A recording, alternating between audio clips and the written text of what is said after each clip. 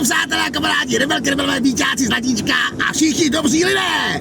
Přeju vám moc krásný studeného týdne, ať se daří, ať ho štěstí ve zdraví, v lásce, v klidu a pohodě přežijete spokojeně a v klídku s rohlíkem a s úsměvem. Dělejte dobrý skutky, protože se vrací, fakt se vrací, máte potom čistý srdíčko, čistou duši a klídeček a radost ze života. A je rychlej.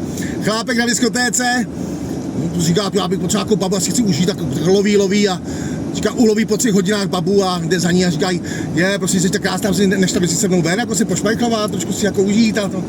A no hele, tak pojď, asi nemám problém, tak pojď, tak jdu ven a on, ježišo, ty jsi nádherný, hladil, ty máš krásný vlasy, a ty oči modrý, nebeský, no krásný, ty líčka, no to je super, ty kosy, ty prsa, ty kozičky, no krásný do ruky, no ty jsi nádherná baba. A ona, počkej, no to je ještě hovno, počkej, až uvidíš ptáka.